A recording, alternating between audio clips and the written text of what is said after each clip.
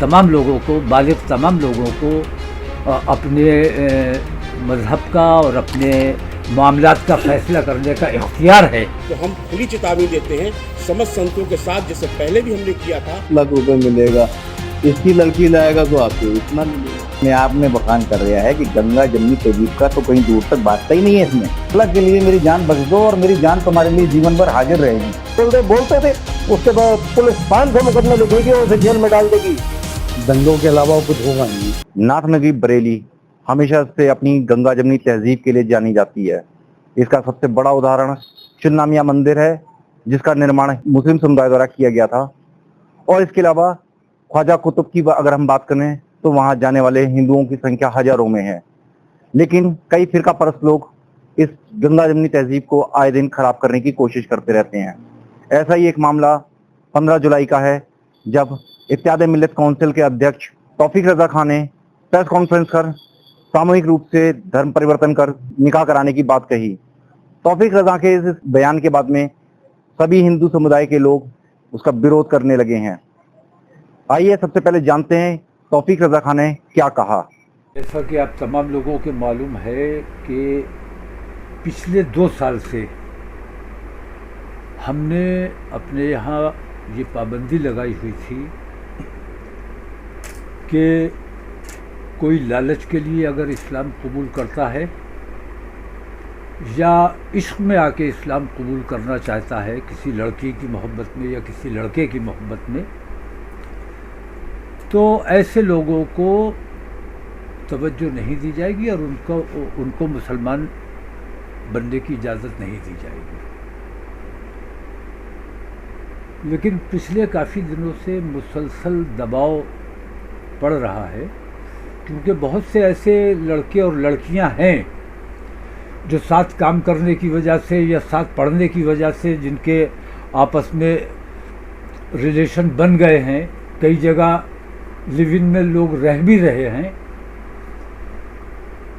तो अगरचे कानूनन लिव इन में रहने वाले जो वयस्क हैं उनको कानूनी इजाज़त है, लेकिन हिंदुस्तान का कोई भी मज़हब इसकी इजाज़त नहीं देता है। हिंदुओं में भी मैं समझता हूँ कि इस किस्म की चीज़ों को पसंद नहीं किया जाता है, समाज पसंद नहीं करता है। शादी जब तक ना हो लड़के और लड़की का साथ रहना मुनासिब नहीं है। इस्लाम भी इसकी इजाज़त नहीं देता है। कानून में जैसे लेस्बियन की खुली छूट है, गे की खुली छूट है, लेकिन हिंदुस्तानी सभ्यता, हिंदुस्तानी संस्कार इसकी इजाज़त नहीं देते हैं। लेकिन कानून के आगे कानून का पालन करना, कानून की हिफाजत करना, ये हम लोगों की जिम्मेदारी भी है। तो पिछले कुछ दिन से दबाव मुझ पर ज़्यादा बढ़ गया। मेरे पास इस वक्त 23 एप्लीकेशंस हैं, इनमें 8 लड़के हैं जो इस्लाम कबूल करना चाहते हैं और 15 लड़कियां हैं, और इन्होंने अपने रिश्ते पहले से तय किए हुए हैं, तमाम के तमाम बालिग हैं। हमने ज़िला प्रशासन से परमिशन मांगी है। आने वाली 21 तारीख को खलील हायर सेकेंडरी स्कूल में हम पहले चरण में 5 जोड़े हमने मुंतखब किए हैं। उन लोगों का धर्म परिवर्तन तो तकरीबन उनका पहले से है, आपस में वो कर चुके हैं। तो धर्म परिवर्तन की जो प्रक्रिया है वो पूरी की जाएगी और उनका बाकायदा निकाह होगा, सामूहिक निकाह जिसे कहा जाता है, सामूहिक विवाह। तो 21 तारीख को 11 बजे ये कार्यक्रम रखा गया है। ज़िला प्रशासन को इत्तला दे दी गई है, लेकिन उन्होंने अभी तक परमिशन के हवाले से कोई जवाब नहीं दिया है। और मैं ये समझता हूँ कि कोई गैर कानूनी काम हम करने नहीं जा रहे हैं। व्यस्क तमाम लोगों को, बालिग तमाम लोगों को अपने मज़हब का और अपने मामलात का फ़ैसला करने का इख्तियार है। तो इन 5 लोगों में एक तो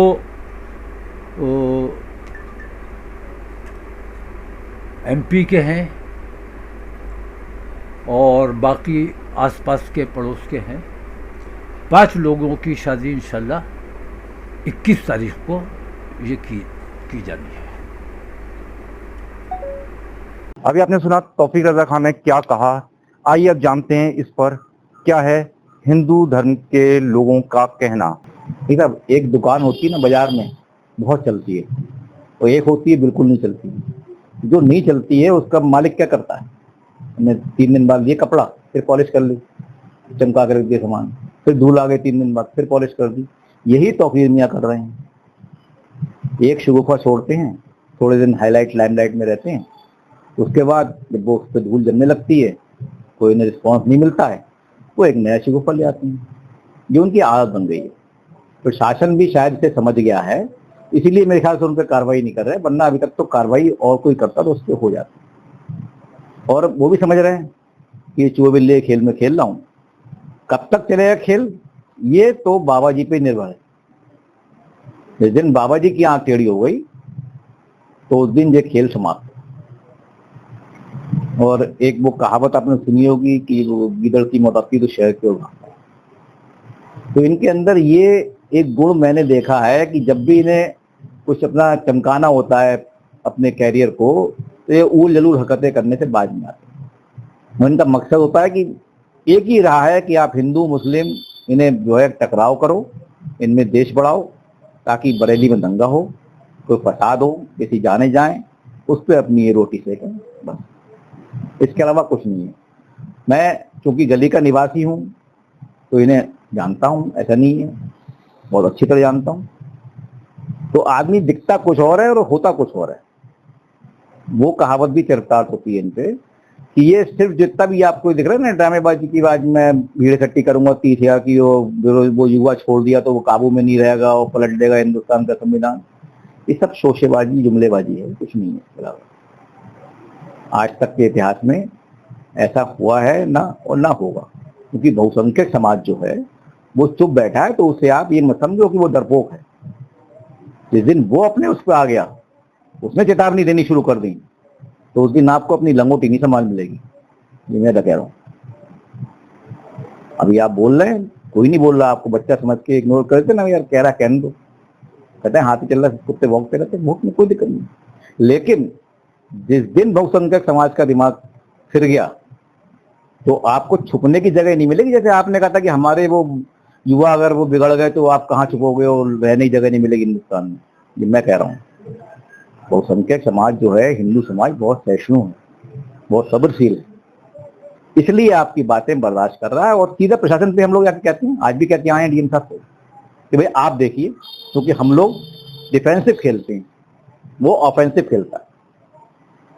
तो हम लोग खाली क्या है कि भाई संविधान के तहत, कानून के तहत चल रहे हैं, तो ये प्रशासन देखेगा अपने आप। प्रशासन नहीं देखेगा तो उसके भी रास्ते फिर थोड़ी सी उंगली टेढ़ी करी जाती है। आज महामंडलेश्वर पशुपति अखाड़े के सच्चिदानंद महाराज जी ने भी वीडियो जारी किया है। नेपाल में पशुपति अखाड़ा, उसके महामंडलेश्वर हैं, और वृंदावन में चित्रगुप्त पीठ है उनकी। उन्होंने भी कहा है, वो पहले भी इसकी गिरफ्तारी के लिए आए थे धरना जिता, आपको मालूम हो, IG के हाथ में आगे बैठ गए थे। उन्होंने भी अपना वीडियो जारी किया कि अगर प्रशासन ने इसको अनुमति दी, अब तो देनी नहीं है, और अगर वायदे दी या ना देने के बावजूद इन्होंने ये काम करा, जिस तरह से इनकी मंशा है, तो पूरा संत समाज खलील स्कूल में आपको दिखाई देगा। ऐसा उनका वीडियो जारी हुआ है, आप देख सकते हैं नेट पे। और ये एक दिन तो देखिए, कोई भी होता है न्यूटन का वो जो नियम है कि आप उस पर इतना फोर्स लगाएंगे उतना फोर्स उधर से भी लगेगा। तो जो हिंदू समाज है वो कब तक सब्र करेगा? सब्र की एक सीमा होती है। आप स्प्रिंग को भी दबाओगे, दबते दबते दबते दबते एक कंडीशन ये आएगी ना कि वो छूट के आपकी आंख फोड़ देगा। समझ रहे मेरी बात? तो उस लेवल तक आप जाओ जहां तक कि उसका सब्र का बांध ना टूटे, मेरा ये कहना है। आप वैसे बात करो तो मियाँ नहीं लगेंगे ऐसे आपके आदमी, वो सिर्फ पॉलिशिंग है, कुछ नहीं हो। अपनी राजनीति, अपना कैरियर है एक आदमी को हक चमकाने का, लेकिन कम से कम इतना ख्याल करो कि समाज का देशभाव ना बिगड़े। बस हम लोग जो मोहल्ले में रह रहे हैं एक जमाने से, वो अगर आप बिगाड़ोगे तो कल को आपकी पुश्ते हैं और हमारी पुश्ते रहेंगे। ये बयान अपने आप में बखान कर रहा है कि गंगा जमनी तहजीब का तो कहीं दूर तक बात ही नहीं है इसमें। आप भाई एक कोई अगर मान लीजिए एक लड़की है मुस्लिम, वो अपने धर्म की कुछ कुरीतियों से परेशान होके, हलाला से, इससे तलाक से होके, वो अगर किसी हिंदू लड़के के संग आके सनातन धर्म अपना के शादी कर लेती है तो उसकी प्रॉब्लम है जेन्युइन। मैं हूं, मान लीजिए मैंने डरा, मेरी धर्म की कुरीति तो भाई ये लोग मुझे ऐसे करवाएंगे, तो मैंने अपना हिंदू धर्म ज्वाइन करा और मैंने शादी कर ली। उसमें किसी ने फोर्सली उसे वो नहीं करा, कोई प्रलोभन नहीं दिया, या हमने 5-6 लड़की इकट्ठी करके नहीं कराया शादी। कहीं भी शादी अगर ऐसी एकाध हुई है तो वो परिस्थितिवश हुई है, और आप उसे राजनीतिकरण कर रहे हो उसका कि हम 5 लोगों को, 8 लोगों को, 23 लोगों को, हमारे संपर्क में और भी हैं। तो ये सब चीजें क्या हैं? आप समाज में सिर्फ जहर घोलने का काम कर रहे हो। आपको एक इतने बड़े मरकज के वहां आप नवासे हो, नवीर आला हजरत कहलाते हो, तो उस औहदे का भी ख्याल नहीं है आपको। नवीर आला हजरत क्या थे? तो यही कह करते कि आप आपस में माचिस लगा के आग लगा देना, हिंदू मुस्लिम में खाई पैदा कर देना। मुझे याद है मुफ्ती आजमी हिंद जब थे यहाँ पे तो सन 80 में दंगा हुआ था, आदमी बहुत भयंकर कांड बरेली में भी हुआ था, और कुछ लड़के जखीरे के चढ़ के हमारे गली तक आ गए थे। तो मुफ्ती आजमी हिंद जिन्हें खुद चल नहीं पाते थे, उन्हें 3 लोग पकड़ के आते थे यहाँ हमारे चबूतरे पे बरगद के नीचे आके, और उन्होंने उसे ललकारा कि भाई साहब ये अगर मेरे ऊपर से मेरी लाश से जाओगे अगर तुम इधर से आगे बढ़ोगे तो, और सबको फटकार वापस भेज दिया। लिहाजा बरेली में कुछ उल्ट पटांग नहीं हो पाया। ये वही खानदान है, ये उसी का चश्मे चिराग है जो आज आग लगाने की बात कर रहा है। कितना फर्क है। आप कहते हैं हम नबीर आला हजरत हैं, एक बात तो उनकी दिखाई है आप मुझे, और भी तो भैया हैं, और भी तो खानदान के लोग हैं, तो वो क्यों नहीं भड़काते भैया? मेरा कहना यह है कि आप अपनी राजनीति करो, लेकिन हिंदू मुस्लिम में एक सामंजस्य जो बना हुआ है उसे नवा दिवाड़ो, बेटर है आपके लिए भी हमारे लिए भी। धन्यवाद। बहुत सिंपल सी बात है, जो वर्तमान भारत की स्थितियां हैं तो उसमें इतनी फास्टली इस्लामिक जिहाद चल रहा है, चाहे वो लैंड जिहाद हो, चाहे वो लव जिहाद हो, और ये एक तरीके से उनका मिशन है। मिशन ये है कि धर्म परिवर्तन करो क्योंकि हम श्रेष्ठ हैं, हमारा मजहब ही श्रेष्ठ है, और बाकी के जो दूसरे पद्धतियां हैं, पूजा पद्धति है या दूसरे पंथ है, वो सारे के सारे नकारा हैं, बेकार हैं। हम श्रेष्ठ हैं। केवल अपनी श्रेष्ठता को सिद्ध करने के लिए आप कोई ना कोई फंडे नए नए तरीके के अख्तियार करते हैं। ठीक है, पहले ये कल्प्रिट था और मुख्य अभियुक्त था 2010 में जो बरेली जो दंगा हुआ था, इसमें मेन जो मुख्य अभियुक्त थे, जो अभी भी मीडिया ने, नेशनल टीवी ने और प्रशासन ने, कानून ने इसको मुख्य अभियुक्त के तौर पे इसको घोषित कर दिया था कि ये मास्टरमाइंड था दंगों का। राइट। अब मैं आता हूँ फिर लौट करके वही मिशन की बात। इनका मिशन है कि जहां भी कब्जे कर सको वो कब्जे करो। ठीक है, दूसरों की महिलाओं को, बच्चियों को उठा के ले जाइए, ये इंटरनेशनल इनका एजेंडा है। ठीक है, कि उनके धर्म परिवर्तन करा दो, धर्म परिवर्तन करके अपने धर्म में ले लो। अब वो धर्म इतना ज्यादा श्रेष्ठ है तो आप खुद ही देखते हैं कि वो उसमें श्रेष्ठता क्या है। पहली श्रेष्ठता ये कि एक पुरुष के 3 बीवियां वो रख सकता है ना, ये श्रेष्ठता है पहली।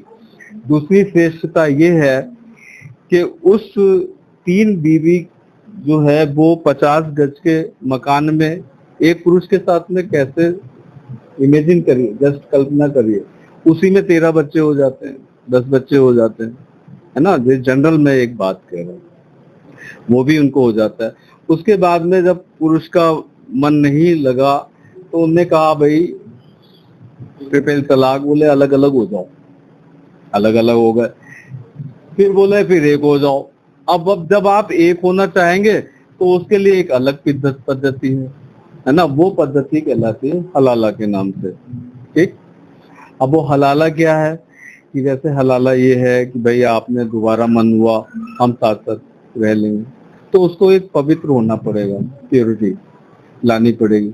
ठीक है, वो प्योरिटी के अपने फंडे हैं। प्योरिटी का जैसे ये फंडा है कि वो घर में ही किसी के साथ में ये एक आध रात बिता लेंगी, ठीक है, या अपने कोई उनके और हैं मौलवी लोग, उनके साथ में पवित्र होकर के फिर आ जाएंगी, फिर उसको एक्सेप्ट कर लेंगे। तो जब इतना श्रेष्ठ ये मजहब है ना, इस श्रेष्ठता के लिए वो धर्म परिवर्तन कराते हैं कि तुम भी आ जाओ हमारे श्रेष्ठ धर्म। हमारी सनातन की जो संस्कृति है, जो हमारा सनातन वैदिक धर्म है, तीनों लोकों में, समस्त ब्रह्मांड में अकल्पनीय इसकी ब्यूटी है ना। कि आप देखें जो वेद रचे गए थे, वेद आम पुरुषों ने नहीं रचे, ऋषि मुनियों ने रचे 4 वेद, और 4 वेद के ऊपर में आज पूरी सृष्टि चल रही है। इवन नासा का साइंटिस्ट और इसरो का साइंटिस्ट भी वो वेद पढ़ करके ही आगे बढ़ रहे हैं। हमारे यहाँ चंद्रमा की दूरी और सूरज की दूरी कब बता दी गई? प्रमाणित तौर पे आप श्री रामचरितमानस का भी अगर पढ़ेंगे तो उसमें ही आपको चंद्रमा की दूरी मालूम पड़ेगा। बाकी वैज्ञानिक आए तो किसी ने 1800 में कुछ आविष्कार करे, 1900 में आविष्कार करे, तब जाकर के वो चंद्रमा की दूरी में मालूम पड़े। तो मेरा कहने का मतलब ये है कि श्रेष्ठता के मानक है, वहां पर एक एजेंडा है, मिशन है, एजेंडा सिंपल है कि भैया दूसरे समुदाय को खत्म कर दीजिए। ऑल ओवर वर्ल्ड आप देखो तो खत्म कर दिए। अब मैं आता हूँ पर्टिकुलर बंदे के ऊपर, पर्टिकुलर जो मिस्टर तौकीर मियाँ है। तौकीर मियाँ ने इस नगर की जो है फिजा को निरंतर समय समय पे बिगाड़ने का काम किया, बिगाड़ा, और ये केवल अब बरेली तक ही नहीं रहता है, ये इंटरनेशनली रहता है ना। ये दोनों ही समुदायों के लिए गलत है। अगर हम कहें कि मुस्लिम्स के लिए बहुत अच्छा संदेश है तो मुस्लिम्स के लिए भी ये अच्छा संदेश नहीं है, क्योंकि वो इतने इतने छोटे छोटे बच्चों को ये सिखा रहे हैं कि तू उसकी लड़की ले आ, इसकी लड़की ले आ, तो आपको एक लड़की ब्राह्मण की लाएगा तो आपको इतना 5 लाख रुपए मिलेगा, इसकी लड़की लाएगा तो आपको इतना मिलेगा। ठीक है, तो बच्चों के ब्रेन को वॉश कर रहे हैं, अपने समुदाय के, अपनी कम्युनिटी के लिए क्या वो अच्छा कर रहे हैं? अपनी कम्युनिटी को भी इंसान नहीं बना रहे, वो हैवान बना रहे, राइट। और कुछ आपके सवाल हो तो करें। आपने आज ज्ञापन जो है वो जिलाधिकारी के लिए ज्ञापन दिया है। हाँ जी, तो क्या ये ज्ञापन तक ही रहेगा या कुछ आगे भी किया जाएगा? देखिए ऐसा है ना कि ज्ञापन की इफेक्टिवनेस जहाँ तक है तो पुरजोर हमने इसका विरोध करा है, और जिस तरीके से उसने अपने लेटर में अनुमति ली है, और अगर प्रशासन अनुमति नहीं देता है तो वो जबरन वहां पे करेंगे, ये भी उसमें मेंशन है, राइट। तो हमारा भी ये कहना है कि आइदर प्रशासन इस पे एक्शन ले। जो हमें प्रशासन से इस बार अपेक्षाएं हैं कि वो किसी भी तरीके का बवाल नहीं होने देंगे, क्योंकि हमारा हिंदुओं का सावन का पर्व चालू हो जाएगा, ठीक है, और उनका भी अभी मुहर्रम आदि चल रहा है। तो उसने ये चीज इस तरीके से चूज करी है, टाइमिंग देखिए आप कैसा बढ़िया टाइमिंग निकाला कि अब सावन का वो है, उनके फेस्टिवल्स हैं, तो उस पर आप हंगामे डालना। तो हाँ जी, तो मेरा ये है कि हम प्रशासन पे सोच रहे हैं कि प्रशासन इससे इफेक्टिव बहुत स्ट्रांग इस बार एक्शन लेंगे, और अगर एक्शन नहीं लेते हैं तो हम सभी सक्षमता के साथ में पर्टिकुलर स्थान पर जाएंगे, और वो वहां पर हम कृत्य नहीं होने देंगे अपने युवक युवतियों के साथ में जो हो रहा है। एक और मैं यहाँ पे बात कहना चाहता हूँ कि मेरी चिंता जो है वो उन 23 जो उसने बोला है 23 की संख्या दी है, तो मेरी चिंता जो है वो 23 युवक युवतियों के लिए है। क्यों है?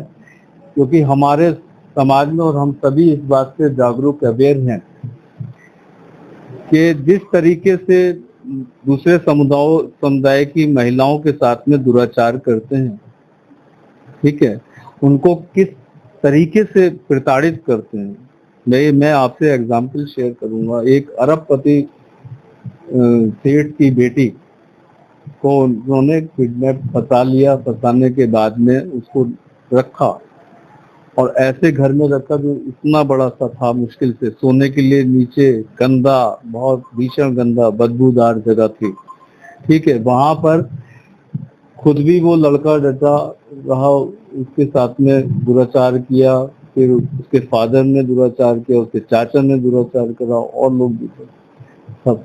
तो इस लेवल के अत्याचार करते हैं। तो मेरी चिंता जो है उन बच्चों, उन महिलाओं के लिए, लड़कियों के लिए है कि ना जाने वो किस अवस्था में होंगी। तो प्रशासन का तो मेरा यही कहना है कि एटलीस्ट उनको जो 23 ये नाम बताए हैं तो उनके परिजनों के साथ में वहां पे उपस्थित करें उनको, ठीक है। ये आज मैंने डीएम साहब को भी यही मैसेज दिया है और जो ज्ञापन हमने दिया है तो ज्ञापन में भी मैंने यही चिंता जताई है कि सबसे पहले उन नवयुवक जो भी हैं, युवक युवतियां, तो उनको परिजनों के साथ में उपस्थित हो और वहां पर उनकी इच्छा हम समझें, है ना।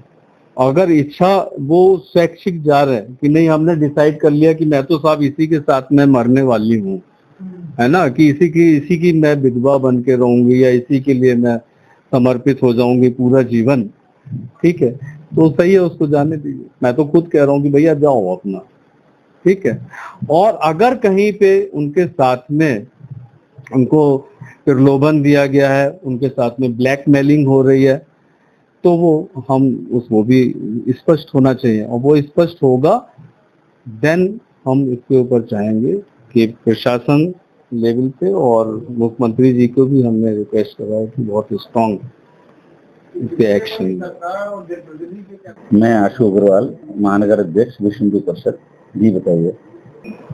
देखिए, तौकीर रजा खां को अब शहर की जनता जान चुकी है, लेकिन नेशनल और इंटरनेशनल मीडिया के लिए वो ये सब लगातार करते रहे हैं।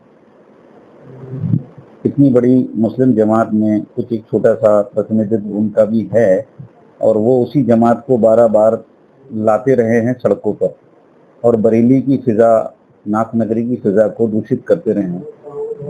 लेकिन कितनी अजीब सी बात नहीं है कि अभी 3-4 महीने पहले बरेली की पुलिस इनको ढूंढती फिर रही थी। अखबार और आप सोशल मीडिया के लोग इस तरीके से छाप और लिख रहे थे कि अब तो उनके घर पे भी नोटिस चस्पा हो गया है और ये हो जाएगा और वो हो जाएगा।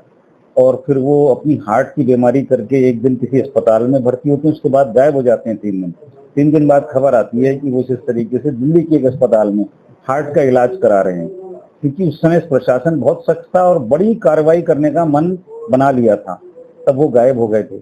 अब कहीं ना कहीं उनको दोबारा से ग्राउंड मिला। कैसे ग्राउंड मिला? ऐसे कि 3-4 महीने पहले समाजवादी पार्टियों ने प्रयोग करा, दूसरी बार हिंदुओं पर उन्होंने आक्रमण किया, उसके बाद वो सक्सेसफुल रहे, अच्छी सीटें आई। तो इलेक्शन के बाद राहुल जी को, जो मुख्य विपक्षी पार्टी, उनको लगा कि यार ये प्रयोग बढ़िया है, तो एक बार उन्होंने फिर हिंदुओं को हिंसक और जानी क्या क्या बोला।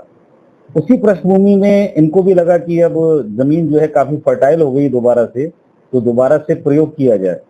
लेकिन देखिए, समाज हल्के हल्के अब संगठित होता जा रहा है। जितनी बार ये कुछ गलत बयान दे रहे हैं, उतनी बार मैं देख रहा हूँ संख्या हमारी दुगनी हो रही है। तो हम तो चाहते हैं ये कुछ गलत करे तो मेरा समाज और इकट्ठा हो रहा है। आज माननीय डीएम साहब के पास 11 संगठनों ने मेरे साथ साथ ज्ञापन दिया और अपना रोष जताया, और आने वाले 3 दिनों में ये लगातार चलना है। कम से कम 100 संगठन ऐसे हैं जो जातिगत धार्मिक संगठन हैं जो इस संदर्भ में अपने विचार रख रहे हैं। हम लोगों की छोटी छोटी बैठकें, मीटिंग लगातार चल रही हैं और अब कुछ बड़ा करने का मन है। स्पेशली जब राहुल गांधी ने हम लोगों को आतंकी, हम लोगों को हिंसक बोल दिया है, तो अब हम लोगों को हिंसक बनके भी दिखाना तो पड़ेगा ना। तो कुछ उग्र देखिए, हम लोग हमेशा से कहते आए, करा कुछ नहीं, क्योंकि हम लोगों पे बड़ी जिम्मेदारी है। भारत को बनाने वाले सनातन समाज के लोग हैं। आज जो सोने की चिड़िया वाला भारत था, या आज का जो भारत है, वो केवल हम लोगों के ऊपर है। ये हम नहीं, विदेशी लोग भी लिखते हैं कि जिस दिन भारत से हिंदू खत्म हो गया, जिस दिन भारत से सनातन खत्म हो गया, भारत ही खत्म हो जाएगा। तो जितना भी भारत है, ये जितने भी सड़क की चीजें दिख रही हैं, जो भी पब्लिक प्रॉपर्टी है और जो गवर्नमेंट प्रॉपर्टी है, इसको रिटेन करना, इसको सस्टेन करने की जिम्मेदारी ज्यादातर हिंदू वर्ग की है। इसलिए हम लोग सड़कों पे नहीं आते, इतना रोष नहीं जताते। लेकिन अभी कांवड़ यात्रा आने वाली है, तो कांवड़ यात्रा में पिछले 4-5 साल से जो आप ये रोष देख रहे हैं ना, ये रोष वो रोष है, ये वो गुस्सा है जो वर्षों से हिंदू समाज के युवाओं ने इकट्ठा कर रखा था, संकलित कर रखा था। देखिए, 2 IAS अधिकारी मेरे परिवार से हैं, थोड़ी बहुत पढ़ाई भी मेरी उस तरीके से हुई है। तो पॉलिटिकल साइंस में एक चीज बताई जाती है, वो है माइनॉरिटी सिंड्रोम और मेजॉरिटी सिंड्रोम। तो जो माइनॉरिटी में जो कम्युनिटी सिंड्रोम है, उसके अंदर क्या होता है कि लोग कम होते हैं। जैसे मान लीजिए अभी हमारे यहाँ सिंधी समाज है, तो सिंधी समाज 1% से भी कम है, लेकिन उनकी कार्यक्रमों में आप सबसे ज्यादा अटेंडेंस देखेंगे। उनकी शादी ब्याह में आप देखेंगे हर सिंधी समाज का एक सदस्य जरूर आएगा परिवार से। वो मेक श्योर करते हैं कि हम लोग जाएं, क्योंकि हम लोग कमें दिखें। हम लोग उनकी जो शोभा यात्रा निकलती है, वो बरेली शहर की सबसे अच्छी शोभा यात्रा में होती है, जिसमें संख्या बहुत होती है, जबकि वो 1% से भी कम रिप्रेजेंट करते हैं। आप समझते हैं मेरी बात को? यही बिल्कुल रिवर्स में चलता है मेजोरिटी कम्युनिटी की। मेजोरिटी कम्युनिटी में जब लोग बहुत होते हैं, तो कोई भी घटना, कोई भी बात होती है, तो हर आदमी ये सोच लेता है कोई कर देगा, कोई अपने इतने सारे भाई हैं, कोई भाई वो ऐसा कर देगा, हमें क्या करना। ये जो मेजोरिटी कम्युनिटी का जो सिंड्रोम है, ये बहुत जल्दी से चेंज हो रहा है, क्योंकि जो मेजोरिटी कम्युनिटी है उसकी भी समझ में आ गया है कि हम बहुत जल्दी माइनॉरिटी में कन्वर्ट होने वाले हैं। ये कारण है कि अब लोग हमारे सजग हो रहे हैं। मैं तो चाहता हूं कि तौकीर जैसे लोग बहुत सारे पैदा हो जाएं, रोज रोज ऐसा बयान दें, ताकि मेरे लोगों को सड़क पे आने में और जल्दी हो और लोग सड़क पर आए। संगठन और उससे अलग अगर बात करूं तो मुझे ज्ञापन बिल्कुल भी पसंद नहीं है। ज्ञापन तो एक ऐसी चीज हो गया है जिसका कोई वर्दीनेस है ही नहीं। सैकड़ों ज्ञापन दिए होंगे, लेकिन आज तक कुछ नहीं हुआ, पता भी नहीं चला ज्ञापन का क्या हुआ। ज्ञापन तो एक ऐसा छलावा है, एक ऐसा मजाक है कि हम ज्ञापन दे के आते हैं, वहां हमारी फोटो आ जाती है अखबार में, और उसके बाद हम बड़े संतुष्ट होकर घर में बैठ जाते हैं। ये एक लॉलीपॉप है। लेकिन अभी हमें ज्ञापनों से निकल के कुछ करना पड़ेगा, जैसे वो करते हैं। अभी जैसे कुछ लोगों ने ये कहा, ये मेरी कल अधिकारियों से भी बात हुई, तो उन्होंने ये कहा कि ये उन्होंने अनुमति मांगी है। इससे पहले भी हम लोग बरेली के सारे लोग जानते हैं, वो अनुमति नहीं मांगते, वो एक सूचना देते हैं। वो जो अनुमति लेटर होता है, उनका सूचना लेटर होता है केवल, कि हम ऐसा करने जा रहे हैं, रोक पाओ तो रोक लो। इससे पहले भी शहर की जनता को पता है कि उन्होंने एक ऐसी अनुमति मांगी थी जिसको कि ओवररूल कर दिया था। उसके बाद भी 30,000 से ज्यादा लोग लेके वो आ गए थे। और आज मैंने माननीय डीएम साहब से सवाल किया, क्योंकि 30,000 लोग आए थे और ये था कि बहुत बड़ी कार्रवाई होगी। आज तक समाज को ये पता नहीं चला कि वो कार्रवाई हुई क्या थी। तो सारी कहानी ये है law and order. Law and order एक ऐसा शब्द है जिसके पीछे सारी चीजें छुप जाती हैं। जितने भी प्रशासनिक अधिकारी हैं, वो जो ऊपर रिपोर्ट करते हैं, सर वो लॉ एंड ऑर्डर की समस्या है। देखिए, मैं बता रहा हूँ, लॉ एंड ऑर्डर की समस्या केवल इसी व्यक्ति के कारण है, और इसी के कारण वो वहां पर एक वो देते हैं। एक बड़ी बढ़िया सा एक चीज मुझे याद आती है, एक पिक्चर आई थी अमिताभ बच्चन की, अग्निपथ। तो अग्निपथ पिक्चर के अंदर लास्ट में गन पॉइंट पे जब विलेन को ले लिया था, और अमिताभ बच्चन एक ड्रम के ऊपर लिटाल के बैठ के उसको गन पॉइंट पे जब वो कह रहा था, तो जो विलेन था वो ये कहता है कि अल्लाह के लिए मेरी जान बख्श दो, और मेरी जान तुम्हारे लिए जीवन भर हाजिर रहेगी। तो हंस के अमिताभ बच्चन ने जो कहा था कि जान की भीख मांग रहा है, जान देने का वादा कर रहा है। तो ये तो कुछ उस तरीके से है कि ये सब लॉलीपॉप है, अब हम लोग देख चुके। अभी हम जिस तरीके की तैयारी कर रहे हैं, वो अपने आप में एक अलग तैयारी होगी, और समाज देखेगा, दुनिया देखेगी, बरेली से मैसेज जाना ही जाना है। तो तौकीर ने जब यहाँ पर गड्ढा किया है, तो हम लोग भी गड्ढे को भर के दिखाएंगे। अगर 21 तारीख को दोबारा ये कार्यक्रम करते हैं, तब विश्व हिंदू परिषद की ओर से क्या कदम उठाएगा? देखिए, एक चीज समझिए, आज भी हम जितने भी माननीय हमारे सांसद विधायक हैं, उनसे भी आज जाके मिले थे, उन पर भी हमने दबाव बनाया था, और प्रशासन पे भी दबाव बनाया था। हर बार हमको आश्वासन दिया गया कि अब की बार कुछ नहीं होना, but this would be the last time. I am promising you this would be the last time. अगर इस बार प्रशासन तौकीर को नहीं रोक पाया, तो अब की बार कुछ ना कुछ बड़ा होना ही होना है। माननीय योगी जी, माननीय मोदी जी से सबको बड़ी आशाएं हैं, लेकिन सेकंड लाइन ऑफ डिफेंस में जो नेता हैं, जो थर्ड लाइन ऑफ डिफेंस में नेता हैं, जो नेतृत्व है, वो बिल्कुल जीरो है। उसके हाथ में कुछ नहीं है। पुलिस प्रशासन बिल्कुल भी सुनने को उनकी तैयार नहीं है। यही कारण है कि हमारे धर्म की विकृति हो रही है। दरगाह आला हजरत प्राचीन लक्ष्मीनारायण मंदिर का मुकदमे का मुख्य वादी हूँ और यहीं दरगाह आला हजरत के पास मेरा मकान है, यहीं रहता हूँ इसमें।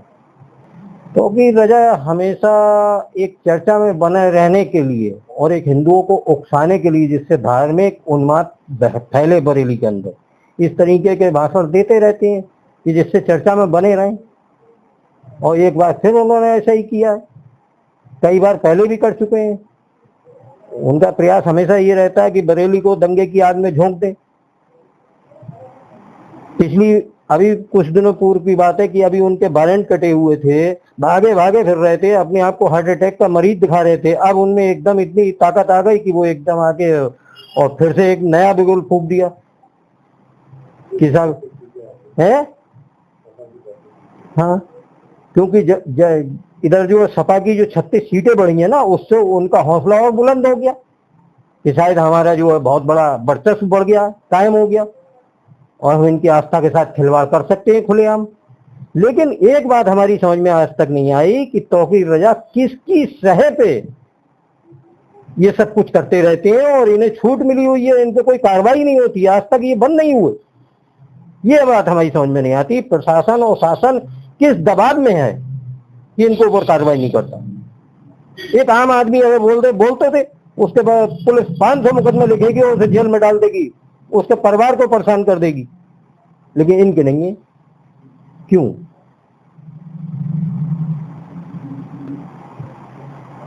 अच्छा, देखिए, अगर आप तो उनके पड़ोसी हैं, अगर मैं वैसे पूछूं कि तौक़ीर रज़ा खां की उनके यानी आपका आला हजरत में या उनके परिवार में कैसी तालमेल है, क्या सब सामंजस्य है? उनमें आपसी जो है, अगर सही तरीके से देखेंगे तो उनका दरगाह आला हजरत से कोई वास्ता नहीं है। केवल दरगाह आला हजरत की आड़ लिए रहते हैं उनके आला हजरत के दामाद उससे हैं ये नवासे, लेकिन दरगाह से इनका कोई लेना देना नहीं है। लेकिन दरगाह की आड़ लेके ये सारे गेम खेला करते हैं और हमेशा इन्होंने भड़काने की, बरेली की जनता को उकसाने की, आग में झोंकने की ही प्रयास करा है और करते रहते हैं समय समय पे। वही एक बार फिर करा। और यदि अब की ऐसा करते हैं, ये मान लो प्रशासन इन्हें परमिशन नहीं देता है और उसके बावजूद भी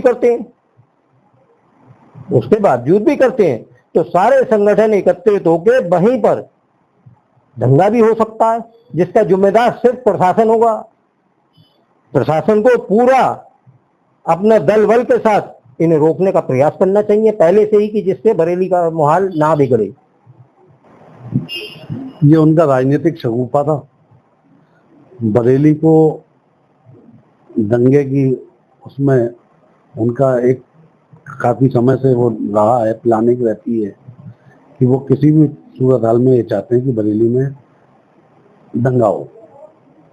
ये मेरी समझ में आता है। बाकी कुछ और उन्होंने करने का वो नहीं है। राजनीतिक लाभ किस तरीके से मिल सकता है, ये वो उसके लिए इस तरीके के उलझन बयान दे देते हैं। अब इससे जो है समाज पे क्या फर्क पड़ेगा? बहुत बड़ा फर्क पड़ेगा। यदि अगर ये इस तरीके के कार्यक्रम होने लग जाएंगे तो मैं समझता हूँ कि ये बहुत बड़ा सनातन के ऊपर आघात होगा और द्वेष भावना इतनी जागृत हो जाएगी कि फिर ये केवल दंगों के अलावा कुछ होगा नहीं। क्योंकि आप देखते हैं कि कोई एक विवाह भी होता है दूसरे धर्म में, तो उसमें ही कितना विवाद होते हैं, कितने लोग उसी में मतलब सैकड़ों विवाद ऐसे हो जाते हैं। ये सामूहिक करवाना चाहते हैं, तो सामूहिक में तो किस तरीके से विवाद हो सकता है, ये तो उसका अंदाजा लगाना भी मुश्किल होगा। 21 तारीख को यदि वो शादी करते हैं तो उससे हिंदू संगठन की अगर कहूँ या आपके संगठन की तरफ से क्या कार्रवाई की जाएगी? देखिए, अगर वो करते हैं इस तरीके का, पहले तो हमने आज ही डीएम साहब को ज्ञापन दिया है और उन्होंने हमें आश्वस्त किया है कि ये कार्यक्रम नहीं होगा, वो अनुमति नहीं देंगे, क्योंकि वो भी एक कानून के तरीके से उन्होंने अनुमति मांगी है और अनुमति अगर उन्हें नहीं मिलेगी तो वो ये कार्यक्रम नहीं करेंगे। और यदि अगर उसके बाद भी करते हैं तो ये बाबा जी की सरकार है और मैं समझता हूँ कि उनका भी घर जिस तरीके से बना हुआ है, बाबा जी ये भी जानते हैं, मार्केट जिस तरीके से बना हुआ है, बुलडोजर बाबा हैं, कब बुलडोजर उनके घर पे चलेगा ये वो इसका अंदाजा नहीं कर सकते, बस और कोई बात नहीं है। आपका नाम? जी, मेरा नाम दीपक पाठक है और मैं शिवसेना आदरणीय मुख्यमंत्री एकनाथ शिंदे साहब की जो शिवसेना है उसका बरेली जो जनपद है उसका मैं मंडल का प्रभारी भी हूँ और जिला प्रमुख भी हूँ। तौकीर जी ने जो अभी वो हुआ है मामला, उस विषय पर आपका क्या कहना है? तौकीर जी ने जो देखिए, तौकीर रजा जिसका नाम है ये हमेशा अभद्र भाषा बोलता है और 2010 के दंगे का आरोपी भी है। पूर्व में इसको कोर्ट के द्वारा कई बार कहा भी गया है कि आप अपने बयानों को जरा सीधे तरीके से पेश किया करें, लेकिन वो इतने बदतमीज हो चुके हैं कि उनको सीधी भाषा समझ में नहीं आती है। और जिस तरीके से उन्होंने बयान दिया है कि साहब मेरे पास 15 लड़कियां और 23 लड़के इस टाइप से जो है हिंदू मुस्लिम धर्म अपना करके और हम विवाह कराना चाहते हैं खुले चैलेंज में, तो कहीं ना कहीं इनके पीछे कोई बहुत बड़ी साजिश है और उस साजिश का पर्दाफाश होना चाहिए। और हम शासन से, खास करके हमारे जो उत्तर प्रदेश के मुख्यमंत्री आदरणीय योगी आदित्यनाथ जी हैं, उनसे हम ये अनुरोध करेंगे कि इस तरीके की दुष्ट मानसिकता का व्यक्ति जो समाज में और देश में और शहर में अशांति फैलाने का जो कार्य कर रहा है, इसको तुरंत कड़ी से कड़ी कार्रवाई कर इसको जेल में डाला जाए, ताकि भविष्य में दोबारा इस तरीके की ये बयानबाजी ना करे, क्योंकि इसकी बयानबाजी से शहर का माहौल खराब होता है। और पूर्व में भी कोविड काल में भी इसने जो है शासन को चैलेंज दे करके हजारों की भीड़ में निकले, निरंतर इसका यही प्रयास रहता है। तो कहीं ना कहीं शासन इसके आगे क्यों बोना है, या तो लोकल नेताओं की कुछ इसको सपोर्ट है, उन नेताओं के भी चेहरे जो है वो सामने आने चाहिए, क्योंकि जब आतिक जैसे, आजम खां जैसे बाहुबलियों का भंटा ढार हो गया तो ये उनके सामने कुछ भी नहीं है। और इस पर ऐसी कार्रवाई हो कि दोबारा इस तरीके के तुगलकी फरमान जो आते हैं इनके देने वाले लोग दोबारा पैदा ना हो, ऐसी हम शासन से अनुरोध करते हैं। और अगर ज्यादा तौकीर जी को चैलेंज देने की बात है तो हम तौकीर जी से ये कहना चाहते हैं कि अगर उनको चैलेंज की बात है तो फिर एक दिन आमने सामने आए और चैलेंज लें खुले में। ये कमरे में बैठ करके मीडिया को बयान दे करके अपने आप को शेर बनना, शेर नहीं कहा जाता। सड़क पे निकले और एक तरफ हिंदू समाज को चैलेंज दें और एक तरफ अपने लोगों को बुलाएं, और फिर पता लगेगा मैदान में कि कौन कितना भारी है।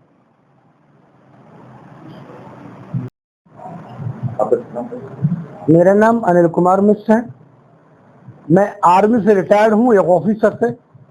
इसके साथ साथ में वर्तमान में आदरणीय श्री एकनाथ शिंदे जी की इकाई शिवसेना से प्रदेश सचिव हूँ। एक प्रकरण अभी जल्दी में ही आया है, तौकीर रजा ने बयानबाजी की है। इनके लिए किसी भी हिंदुत्व के प्रति अभद्र भाषा का प्रयोग करना या हिंदुत्व को चैलेंज देना यह ठीक नहीं है। मैंने देखा है ये इतने ही सबल होते, इतनी ताकतवर होते तो भारतीय सेना से क्यों मुस्लिम ब्रिगेड और ये सब निकाल के भगाए गए।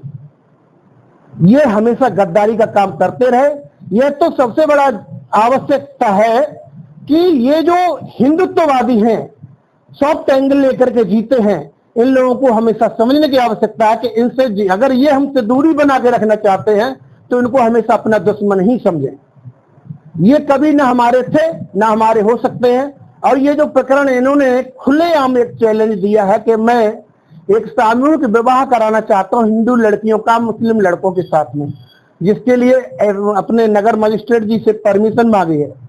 मैं इसके लिए मजिस्ट्रेट से लेकर के और आदरणीय मुख्यमंत्री श्री योगी आदित्यनाथ जी से भी आग्रह करता हूं, इनकी इन गतिविधियों पर पूर्ण अंकुश लगे तथा पुरानी जो गतिविधियां इन्होंने की है जिसमें इनके ऊपर धाराएं लागू हैं उनको पुनः जागृत करते हुए इसको आजीवन कारावास होना चाहिए। यदि ऐसा रहा आने वाले समय में बरेली मंडल के अंदर नहीं पूरे भारतवर्ष में ऐसा ये दुष्ट तांडव करेगा जो कि हिंदुओं के लिए बहुत बड़ी परेशानी का सबब बनेगा। वैसे हम हिंदू किसी से कम नहीं है।